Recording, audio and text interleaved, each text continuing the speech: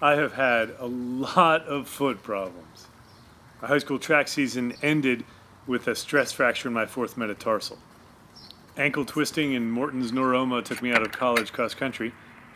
Plantar fasciitis in one foot, then both feet, then the other foot.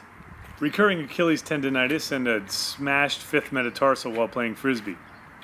Plus a lot of numb feet from cycling. Little tiny cleats are about the worst, but regular pedals, regular shoes, about 45 minutes into just about every ride, I was having serious problems. Even on the elliptical, after about a half an hour, I would usually get numb under the balls of my feet between the second and third metatarsal. I love cycling, so I had to try a bunch of different things. I tried bigger shoes. I tried looser shoes. I only used the big cleats with the look pedals. Tried thin socks, thick socks, no socks. Moved the cleat position around. Messed with my Q angle by buying different cranks. Used a higher RPM. Tried new shoes, old shoes, stiff shoes. I tried everything. I knew my feet were too wide on the elliptical, so maybe they were striking wrong. I remembered an old advertisement from, I think, a bicycling magazine for these things, these little wedges that'll change the angle of your feet. Didn't feel like paying that much money, so I decided to make my own. The idea was that I was going to take my feet and rotate them outward a little bit, just slightly, just a couple degrees, and see if that would actually work. Here's the process. So grab your shoes and find a cleat somewhere in your bucket of parts. You want a skinny little piece of plastic cut to the outline of those cleats. Here's where you can find some. Take an old bottle. That one's a little bit thin. Or one of these. That turns out to be a little bit thicker.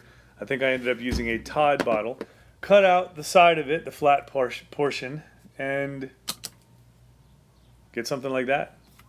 Once you have something like that, you can see the front side, the outside, and the underside. I wanted to get the simplest wedge possible, so I figured I would take that and I would cut it into two pieces, one that was 2/3, one that was 1/3, and make something that looks like this. A pair of them, of course, one for each shoe. I had the problem in both feet, so I knew I needed it for both feet. I glued the pair and made sure that they were mirror images of each other. Remember, I want to tip both feet toward the outside, so I have to take the wedge and put the thickest part to the inside of my foot by my big toe. Here's what it looks like. That's the outside of my shoe, and there's no wedge underneath it. There's the inside of my shoe. This is the left shoe, and you can see the thickest part of the wedge there. Here's my right shoe. I wanted to make sure that the flat portion of the wedge that I made was in contact with the cleat, and the stepped portion in contact with the base of my shoe. It doesn't seem to really matter that much. Everything seems to be a bit flexible. The wedges that I put on my shoes have lasted for about 3 years so far.